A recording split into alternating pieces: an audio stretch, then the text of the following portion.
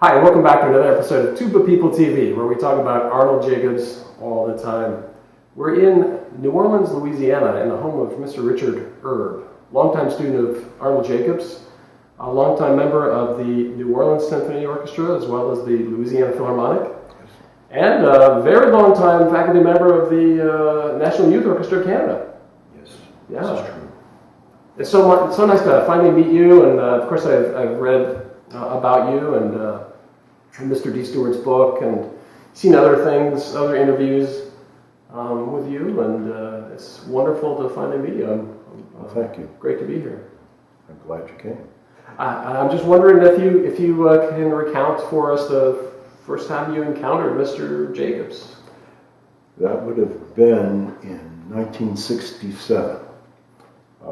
At that time, I would have been about 29, I guess, maybe 30, I don't know. Anyway, I had been in the orchestra in New Orleans for about 3 years, and a colleague, Ross Tolbert, a wonderful tuba player, observed my work and said in a very kind way, "You know, you really ought to talk to Mr. Jacobs." and I didn't know very much about him, truthfully, at that point.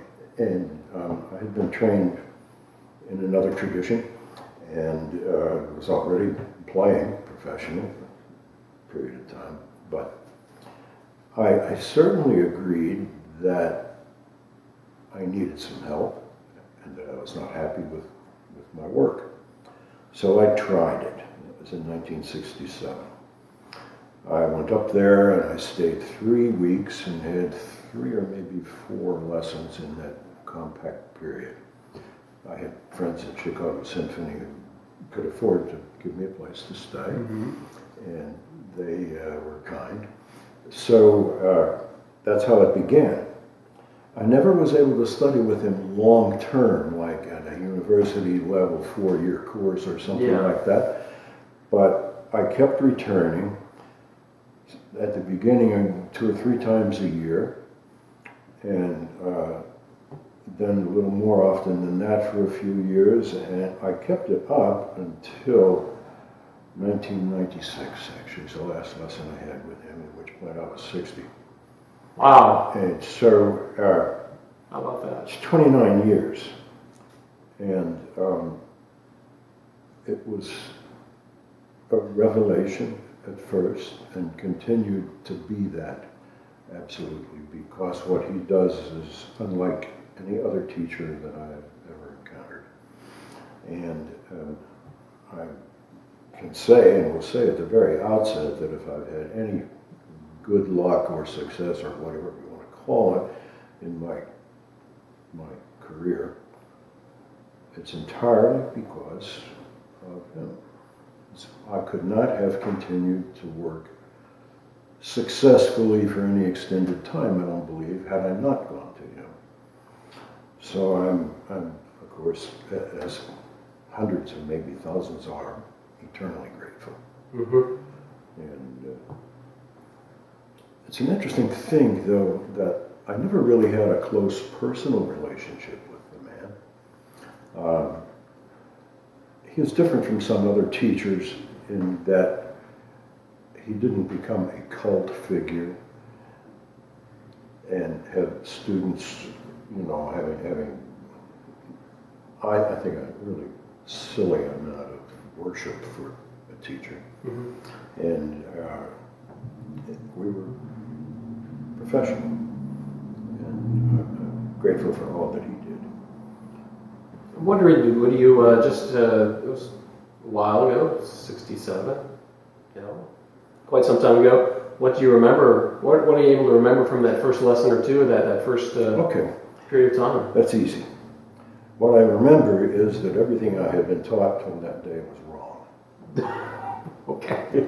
This is a sensitive point. Yeah. Because the teachers that I had previously were wonderful musicians.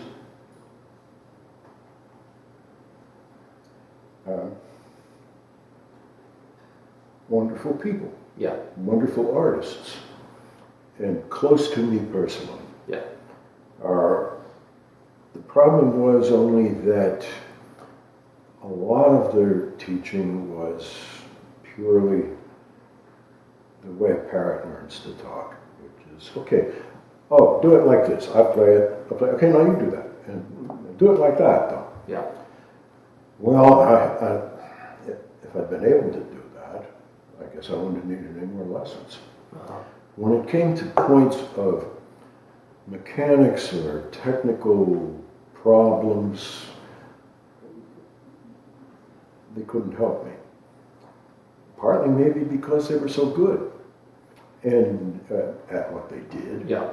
And their tradition of training was one that was greatly admired and respected, but didn't deal with technical issues at all, as far as I can detect. I don't know, but I can't think that it did. So I was actually quite ignorant of a couple of terribly important things. And I don't want to start by talking about breathing, because there's so many people who will say, oh yeah, Jacob's the breathing teacher. Nothing could be further from reality. He understood that Jacobs did, that playing is kind of it's twofold. It's two separate things at the same time. One of them, it's an art and it's a craft. And the craft is the part that is where you learn to operate the machine, like the one you see sitting in my living room, which it is, it's a machine. And the other one is the art. And the job is to imagine beauty. The musician's first job is to think up music, no matter what part of the business or profession you're in. Right. Your first job is to imagine, think up music. And what he did on the craft side of it, which is incredibly unique, is that he understood the structure and function of the human body. He had learned anatomy and physiology on a high scientific level through very diligent studies. And so that he was able to tell me what part of me was doing it wrong instantly, practically. And no matter how clever I was at thinking music up, not what I thought up was going to come out the bell until I sorted out how do you make the machine work. So it's a wonderful thing that he did. I think that most brass teaching, and probably this is still true, sadly, is mired in the 19th century. And a lot of it is pure folklore. For example, I would bet that at least everybody in my generation, when they took band in high school, how they started, that's how I started, were told that, okay, never expand your chest like Superman. Don't do that. Hold your chest down. Don't move your shoulders when you breathe. And make sure that the diaphragm, and they would point at your belt buckle, was hard as rock. Yeah. So, well, you know, I believe what I was told. And when you get into that way of doing it, you can't move a molecule of air. So you can't make a sound. That's just one example of the kind of thing that he looked at, and looked at it from the standpoint of knowing where the apparatus of breathing actually was in the body and what muscle groups affected it and caused it to happen, and which were the muscles that worked in opposition to the others, as all muscles in the human body, with the exception of the sphincter muscles, do. Everybody's, you know, has There's an opposing Right. opposing muscle. And on the face. Yeah, puts it back to where it was. And he was able to really show me that kind of a concept in an hour. Because he said, his famous, everybody's probably said this already about strength is your enemy, weakness is your friend. Yeah. It was something he said very often. And what he meant, a lot of people kind of wondered about that. What he meant was that rigidity is your enemy, isometric strength, tension is your enemy, motility of the body is what you need. And I was astonished, of course, to learn this. What had happened to me was that if you look at physiology, you learn that there is a function of the body which involves the diaphragm being contracted downward vigorously, which we'll use for all those unpleasant anatomical actions like emptying the bowels and having babies and all that stuff. Right.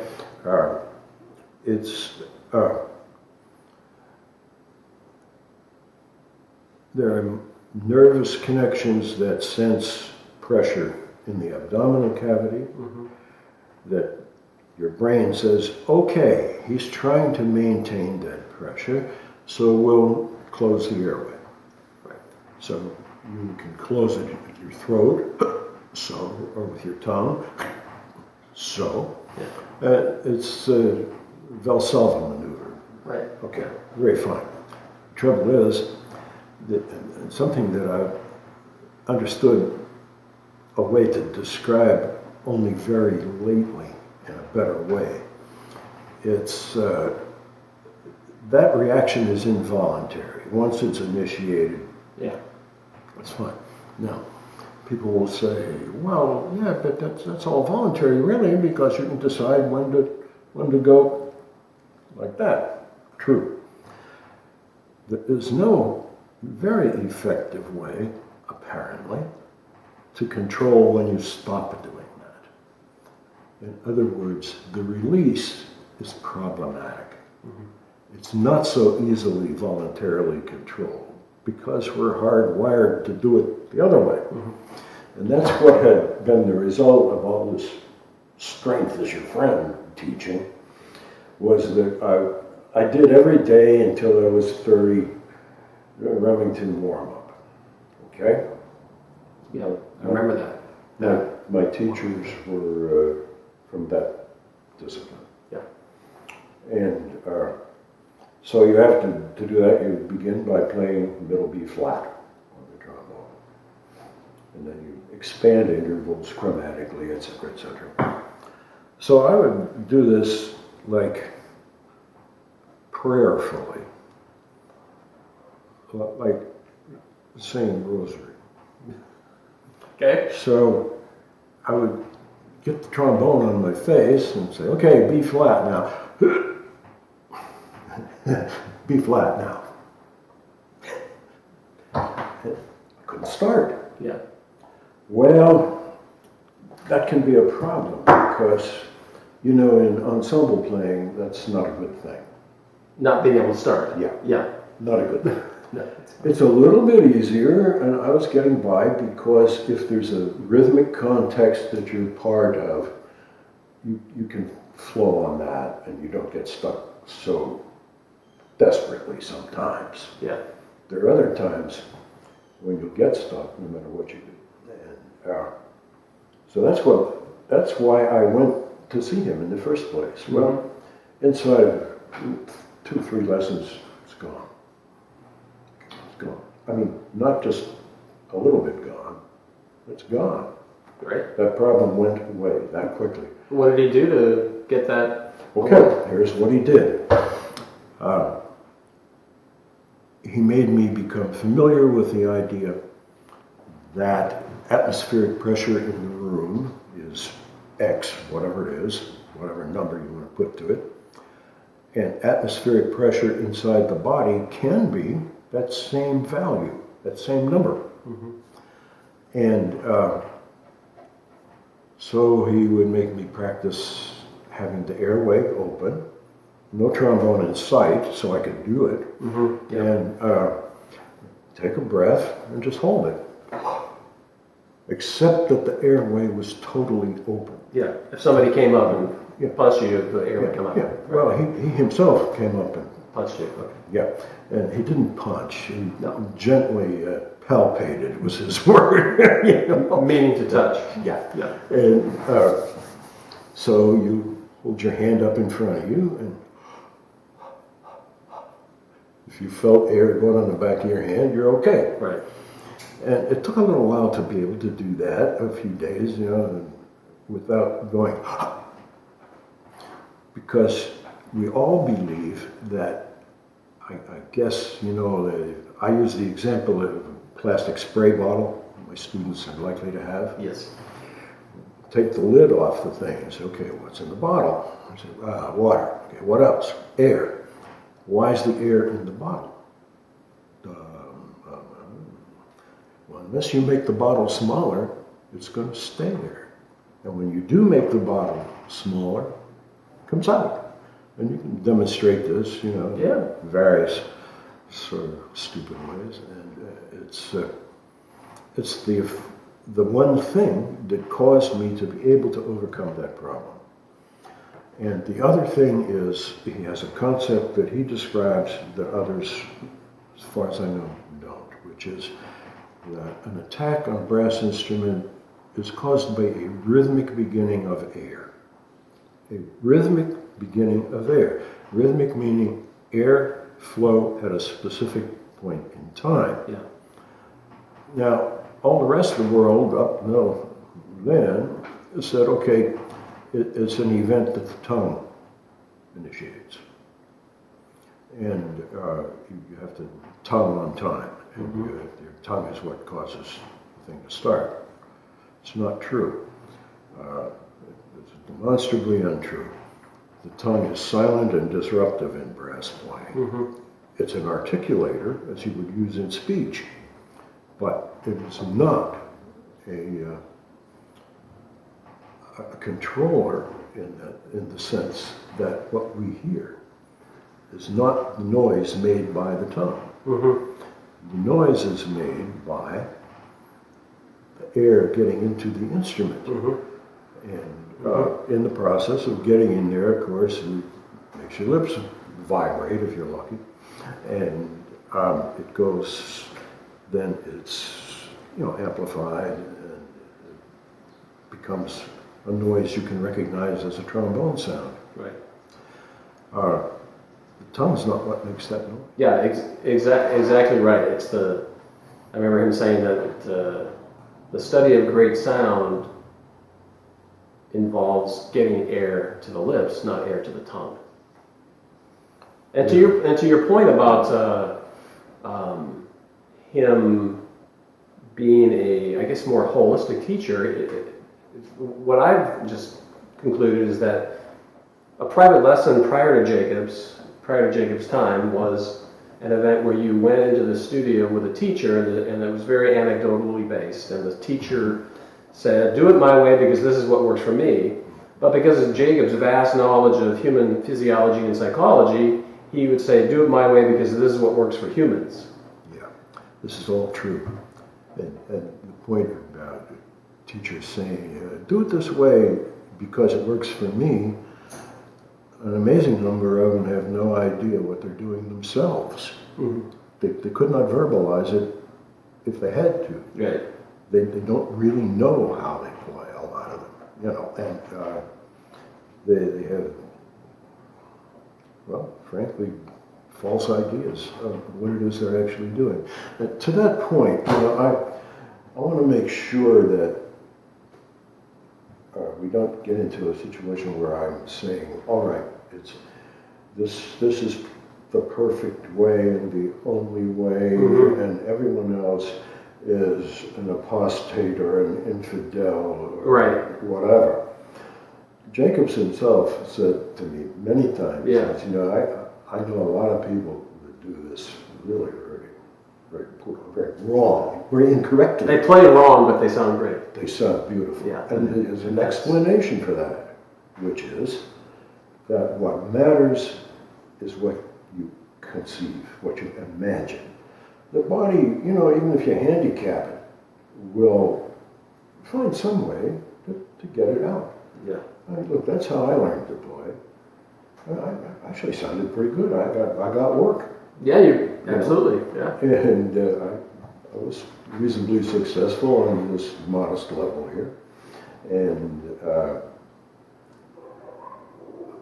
I did that because I was able to do that up until I studied with Mr. Jacobs, because I was able to imagine music, to imagine sound, to remember sound, to hear something played, say, I want it to be like that, and I was able to kind of imagine that sound well enough that I could imitate it. Yeah. But as far as the ease of doing so, oh boy, it was hard. Yeah, no, I remember, because I was trained in the tradition about which you've spoken as well before going to see Jacobs. I was very well familiar with the Remington method, and even on the tuba. And yeah, I think Jacobs, I remember him saying on more than one occasion that to him it didn't matter, you know, if they play all wrong but they sound great, that's the most important thing. And if somebody came to the studio and they sounded great, and he didn't really perceive there being anything holding them back from sounding great, then he'd say, fine, great. No, this is true, and other teachers, you know, aren't like that. Yeah, there's a certain amount of breaking down and remaking in the image. What you get sometimes is, oh, well, we need to change your embouchure. Right, change your embouchure. Right. And here's what we'll do. You have to take off 6 months and not play at all, and move into my house and observe me every day and do my dishes. And it's then magically, when it's all over, you're going to be able to play a little bit, but not right away. Yeah, right. Well, Jacob said to me at the outset, he says, you know, well, you got 3 weeks here, I guess. He says, and you got a job when you go back, right? I said, yes, sir. Well, we're going to fix this now. I'm not. And he told me, if I had you as a student at Northwestern for 4 years, you wouldn't see any of my scientific apparatus, you wouldn't see any of that, I wouldn't talk to you about any of that. We would sing. We would do music. Let music fix it. Yeah, right. So beginning back to that initial lesson period. Yeah. So got the Valsalva thing worked out. What else was there that you remember as being really interesting? Well, that was a very narrow area, but it was the one that dominated my life at the time. I see. And I can't claim, honestly, even after 30 years, that I ever really studied music with the man. He had a sense he could leave that up to me. Mm-hmm. And we did things with respect to range, registers, registry changes, stuff like that. And that was in the first year or so. I can tell you one thing that I still laugh about it, because after my first session, the first three lessons, I came back and I had quite a good, for bass, I always played bass trombone, never really serious on the tenor, but I had a really pretty good high range. Really good. And it sounded good, and it was available. Mm-hmm. So after about 3 weeks, I found all of a sudden I couldn't play above middle F, or F above the bass clef. Yes. F above middle C. This is shocking to me. So I called him up. Mm-hmm. I said, Mr. Jacobs, what's going on? What's going wrong here? What's happening? And So he says, just a minute. And I hear pages finished. So you were here 3 weeks ago. You should have made this call much sooner because I changed your embouchure. He never used the word embouchure or lip in that 3 weeks. Yes. But he did. And partly as a result of the peculiarity of, here again I have to say something not too positive about the previous teaching that I had. I loved those guys, but if you look at the Remington warm-up, which I did religiously, you play 15 or 20 minutes before you go above middle B flat. Mm-hmm. You know, and then you finally extend up to F above that and so on. What had happened was that without the necessity in the early stages of daily playing to make register shifts, since there weren't any in the routine, I developed a very what they call specialized upper register embouchure. Yeah, it worked great. But to go make a slur from middle B flat to middle C, almost impossible. It got worse and worse and worse, and it finally got to where I couldn't play B natural in between. Well, okay. He fixed that. What did he do? You know, I still don't know. Honestly, I really don't know how he affected that change. Did he give you like a musical challenge? Yes, absolutely. So it was a musical challenge that, Yes. that really didn't allow you to focus your attention on the thing, the embouchure. Well, it was real simple. He, take your Rochu Book 1, Bordoni Vocales, and he found one that had, you know, F in the staff and a D above the staff in it. He said, okay, play this phrase. And I fumbled around a bit, and he says, well, play it on the mouthpiece, which was, again, a revelation. I mean, the other guys never told me. They never told me. I didn't know. Did they do it? No. Yeah. No. Yeah. No. So I was able to buzz that. When you buzz on the mouthpiece, you are relieved of all concerns about beauty of tone or anything else. You just make music, noise.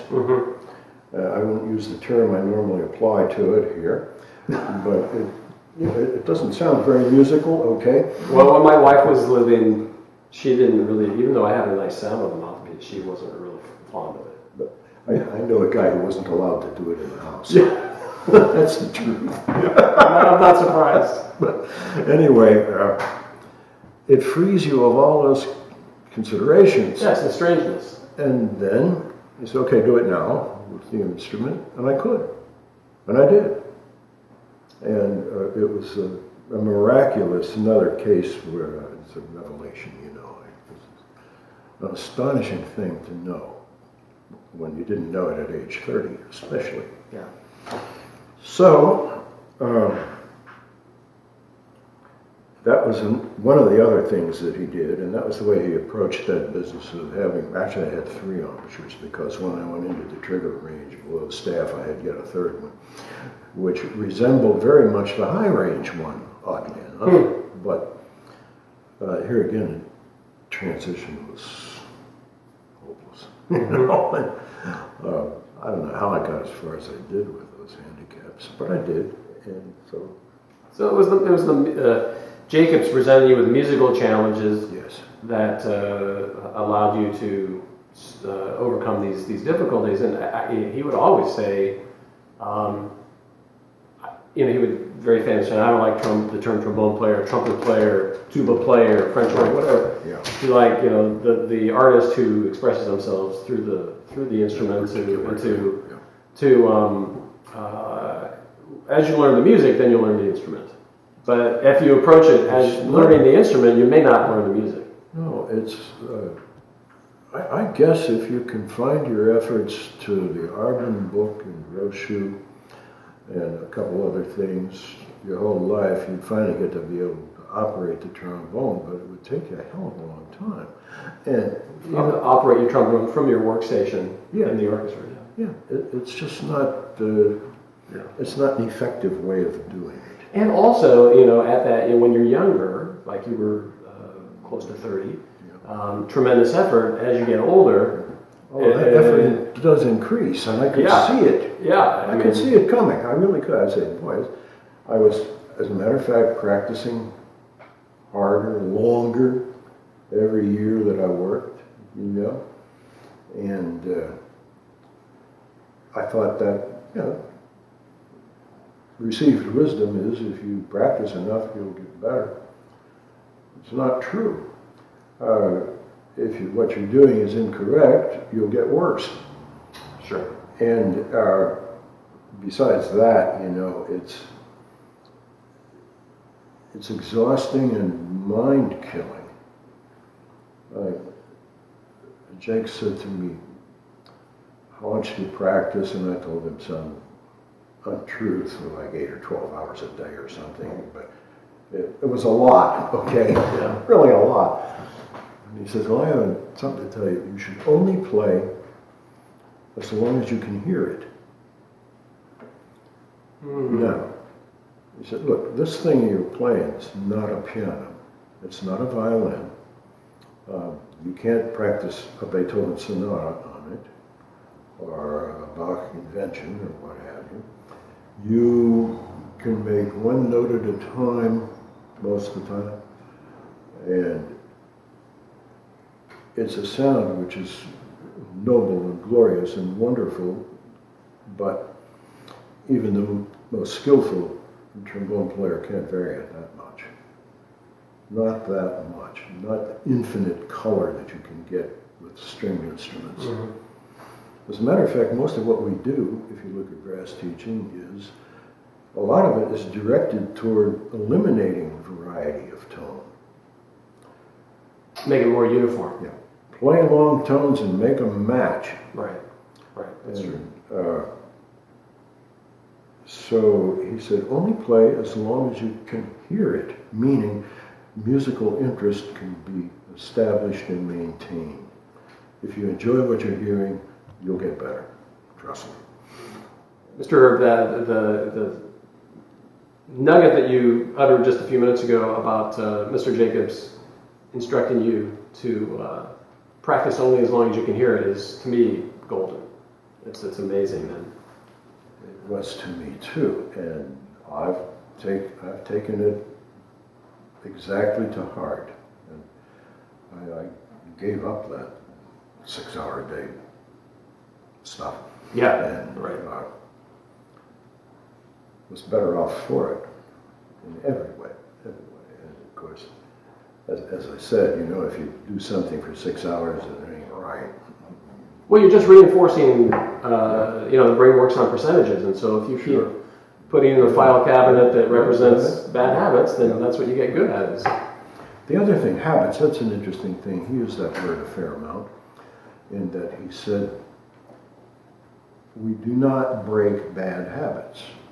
It's impossible. Can't be done. No one can break a bad habit. Yeah. What you can do, however, is acquire a new habit. And anyone who's studied psychology a little bit, which I have a little bit, knows that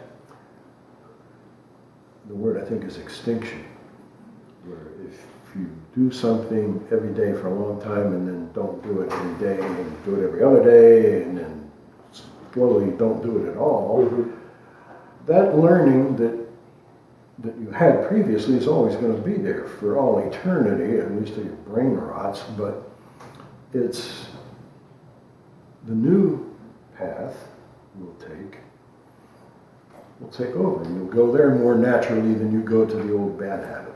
Yeah, you replace the old habit with a new habit. I remember him saying that the old habit, it's sort of the analogy he used was a railroad tracks, and when the train passes over the tracks, you can look at the top of the track and it's shiny, and as the train ceases to pass over that set of tracks, then it becomes more rusty and it's not shiny, and then before you know, you have overgrowth, vegetation covering it, and it's not in use, but it's always there. It's always there.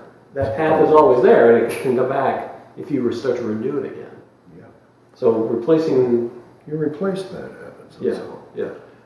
But he said that the human mind really doesn't perceive negatives. For instance, the command, don't smoke. I'm not going to smoke. All the mind really hears is smoke, smoke, smoke. Ah, you know, that's another nugget right there. The human mind doesn't perceive negatives. At least it doesn't work on them. Yeah. And Well, that's why when you say don't touch that, first thing you do is touch it, of Yeah. course. Of course. And you don't have to be 3 years old to do that either. anyway, turn off your phone. Or no, I'm just kidding. Sorry. Don't do that. Sorry. If you say, what? That's okay, that should go in the tape too. Yeah. Anyway, no, it's, I mean, I know what his example of smoking, I know for sure, because I quit. And I was a smoker for a long time, and then I wasn't anymore. And I didn't do it by forbidding myself to smoke. Yeah. I did something else. You did something else, right? You established a new path. Whatever, you know. Well, you know, you had 30 years of study with him. Did you notice any change in his teaching style, his pedagogical style over those years, or was it pretty much the same? Well,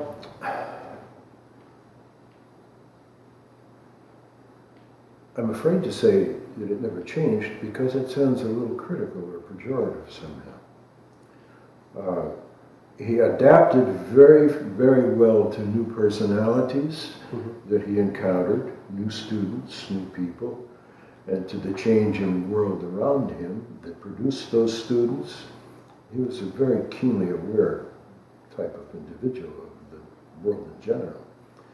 As far as his teaching changing, he did his basic research at a fairly young age, and having established this body of knowledge, he had not, I think, encountered anything that would refute that knowledge. He tried to add to it when he could, but as far as his basic approach to learning psychology is what it is, basically. He says he learned that and he stuck to it. And I don't mean that to say he was inflexible or stubborn or had blinders on. But after all, you know, you talk about anatomy. It is what it is. It is what it is, at least, you know, for a long time. Yeah, right. And it may change again, and it is today changing, but imperceptibly, so we can't tell. So, an anatomy book from 1940 is probably still okay to read today.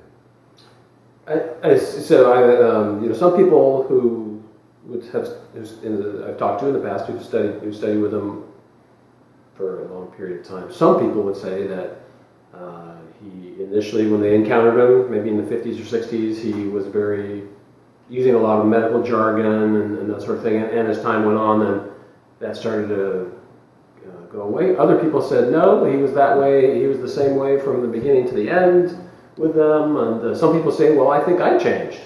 And so, one would hope that's what you go there for. Yeah. To change. Right. But yeah, I've heard that discussion before, and about his way of expressing these concepts. Some people really did have trouble with it. They said, oh, he talks like a scientist. And it sounds like mumbo jumbo to me because I don't know from nothing but piano and forte or whatever, you know. And some musicians are not as articulate as others. And he could be intimidating to some people. He was a very impressive man in every way. And he did not mean to be, but I can imagine somebody saying, I can't do this, I can't understand it. Mhm. That's, I think I never had the problem, but I think if I had said to him, wait a minute, I don't know what you're talking about, he would have made sure that I found out a way to understand it. I'm absolutely convinced of it. He wanted to communicate. Sort of a scientific way of doing it is, after all, the most efficient and quickest and the least likely to be misinterpreted. When you get into teaching that's all poetry, It's very subjective, a lot of room for interpretation. it's quite lovely to hear, but What does that mean? How do I do that? What do you want me to do? do it like this. Yeah, right. So along that line of thought of him communicating effectively or confusingly, why do you think that he would throw out jargon at people? And Well, part of it, if you look at it, he's in a lot of cases talking about anatomy or physiology.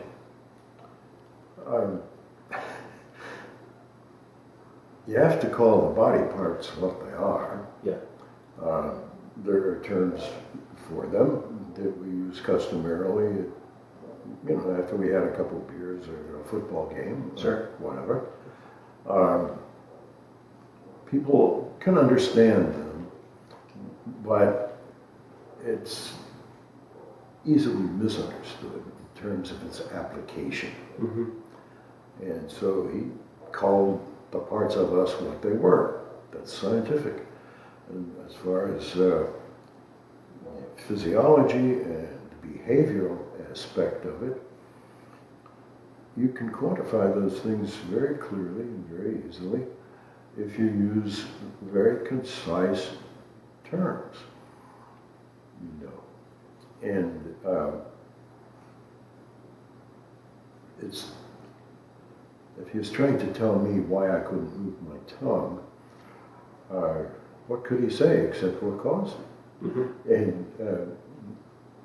And even when he said it, he did so sometimes in a colorful or lighthearted way. But all the same, he said, it's because your abdominal cavity has high pressure in it. Well, if you can't understand that, it's hard. And I don't know how you would describe that condition without saying what it is. Yeah. And he wasn't a man who wanted to waste time. No. And he did not want to be misunderstood. Mm-hmm. He was very clear that to make sure that you got what he was saying, if he could, Right. And he'd say, he'd throw out these terms, and then he'd say, no, forget about that. oh yeah, he would say that From time to time. at the point when you switched from the craft to the art. Yeah, right. Okay, play this music. And I don't want to hear nothing about your epiglottis either. Just play. But that's okay, provided you've got the mechanics operating.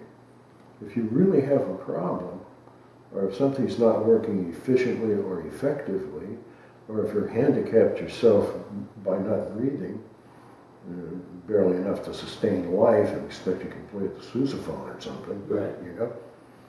It's that's something you have to address. You have to face that. But when he would get it to where, it was, okay, it'll operate now play something, that's when you really got the gold out of it. Yeah. And it's always the order of procession, I guess you'd call it, that we go from the mechanical and the technical to the music. But we don't dwell on the mechanical and the technical, and we don't pursue it for its own sake, at least if we want to get better. And he always says, look, the music will make you play. That was his words. Mm-hmm. He said, the music will make you play. And so I believe it. You know, I don't know if every day of my life in my practice and work I was able to keep that in the front of my mind. Mm-hmm. You know, if some little thing went wrong, very quickly you're going to go back and think, oh my God, what's going on? Yeah, what's going on? Start to ask questions. Yeah, but the less you do that, the less you ask, and the more you state. That's what he used to say. Make a statement. Yeah. Don't ask a question when you play. Yeah. Make a statement. He also used to say, look, you can't be the student and the teacher at the same time. You play, you're a performer. Mm-hmm. You can't be a teacher at the same time. You can't be examining, feeling around in my tummy and all this and that, you know. While you're playing. Wear different hats. Yeah. I'm wondering, you mentioned the 19th century pedagogy. I think you're onto something there with just how that mistaken application from singers and oboe players was superimposed onto other wind instrumentalists. I wonder if you have any more thoughts on that. Well, maybe it came through actually Irvine himself, the famous virtuoso who gave us his wonderful book, which is in fact wonderful. It is. Yeah. But partly it is a misapplication of singing techniques. And you used the term yourself that a lot of those things are thought of in terms of low flow rate production. It's voice, oboe, piccolo, trumpet, whatever. You know? Yeah, right. And it got kind of muddled up, and it doesn't work. But they doggedly stick to it in many schools of playing today, at least what they think it was. And maybe they're right, I don't know, but it makes little sense. But I was struck that everything that I had been taught, and I'd had a number of teachers before I went to Mr. Jacobs, every advice or direction I got could have been said in 1880, just as well as 1960 or whatever. And Mr. Jacobs is the man who dragged brass pedagogy into the 20th century. Because prior to that, no one had made the connection between what you can learn through science and not just anatomy and physiology, but also learning psychology and behavioral psychology. Nobody really, that I know of, you should never say nobody, but I was unaware of anyone else who had made that connection. Yeah. And interestingly enough, I just came across a book written by a member of Berlin Philharmonic, Fergus McWilliam, who was a horn player. Mm-hmm. And he wrote a book that while he was not a student of Mr. Jacobs, I couldn't find a word in it that would have caused any controversy between them. Wow. And it was at the same time kind of a fresh approach. And he, for instance, took the same attitude toward warm-up as Mr. Jacobs almost. So the warm-up is not a period where you find your sound, a warm-up is a period where you have great sound, so to speak. Yeah, Mr. Jacobs said that, okay, you can play long tones that last a half an hour or whatever. You can play, instead of that, play a 15-second musical phrase that moves, because the motion, the dynamic aspect, is what makes music great. I can tell you another anecdote about that very point, which is Iblanski, the horn player, Danish fellow, told me that he was another colleague in Canada for a while. Told me that he had been such a fan of Dennis Brain. So he made a recording of Brain playing something and and this is a long time ago, and it wasn't so easy to do technically, but they made a loop out of the middle of one of his notes. So you could turn this thing on and hear middle C on French horn by Dennis Brain. And he thought he would get great benefit from this, and he says, really, you know, it's a pretty dry sound, really, not so interesting at all. And it's how you move, how you go from note to note that makes you an artist. It's not what the middle of the note, divorced from everything else, sounds like. Right. Besides that, playing half an hour long tones, I guarantee you're going to be stiff and stupid. So There you go. that's kind of... So Fergus McWilliam, and it's called, what's the book called? The book is entitled Blow Your Own Horn.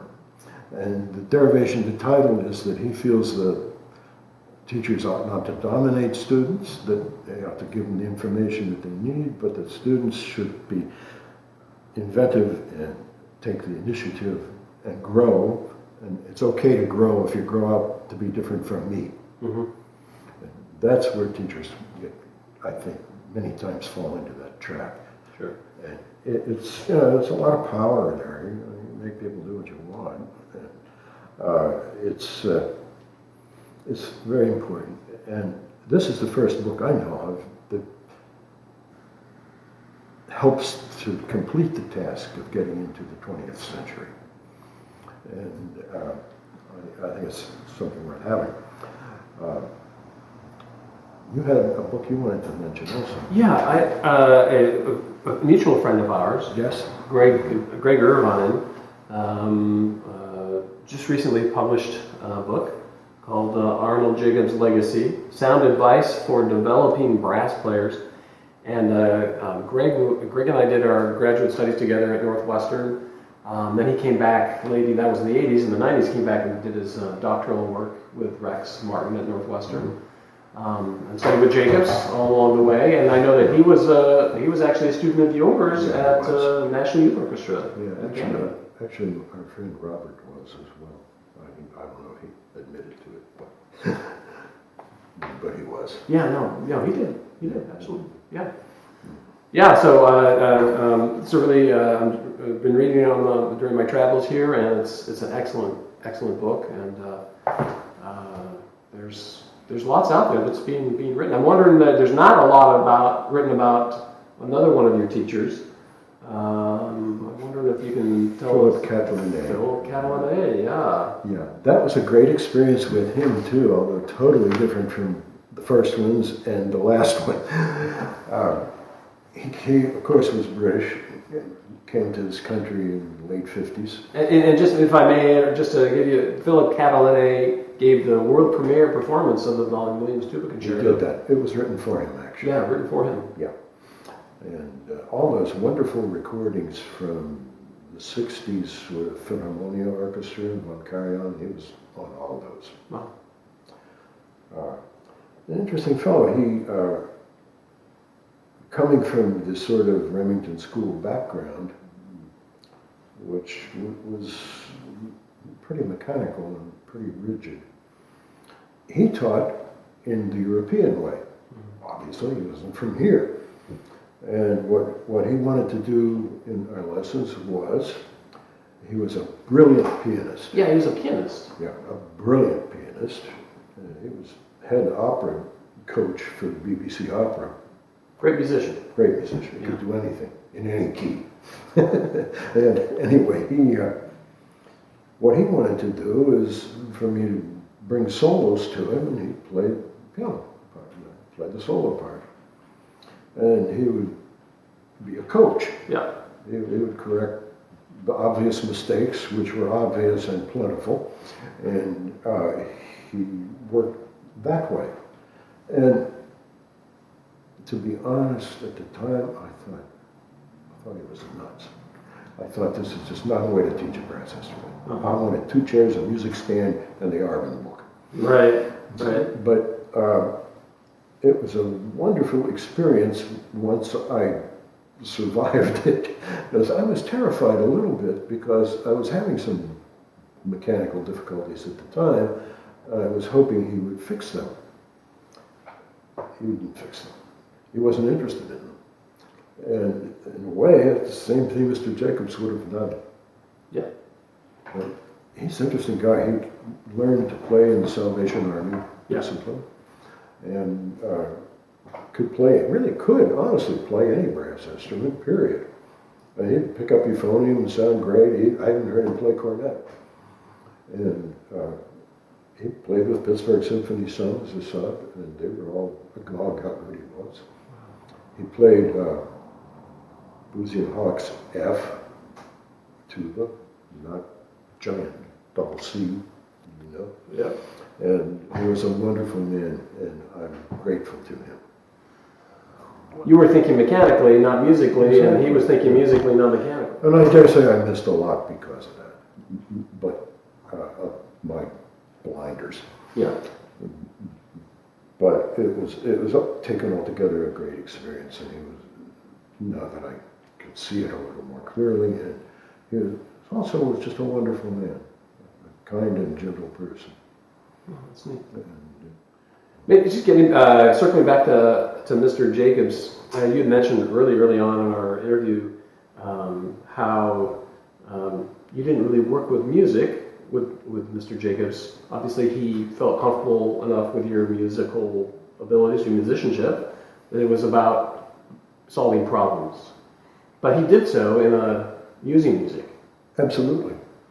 Absolutely. So maybe you did study music with Mr. Jacobs. Yes, I think you could say that, but not in the sense that, for instance, later on, when I was in Canada, I did a recital that involved Brahms songs. This was 1984. And I did not, for instance, take these songs or any material like them to Mr. Jacobs and say, please interpret this for me. Oh, I see. Give me this interpretation. Sure. Or how would so-and-so do it, or how would you do it? Say it yourself, what you would have. Yeah. It's my habit to end these interviews with a gift as a token of Thanksgiving for you participating in this project. And that's beautiful. So I'd love to present you with this genuine Tuba People TV, TPTV, water bottle with my thanks. Well, thank you so much, Yeah. and thank you for looking into what Mr. Jacobs has done for all of us. My pleasure, and I really appreciate your taking the time to meet with me. More than welcome. And now back to you.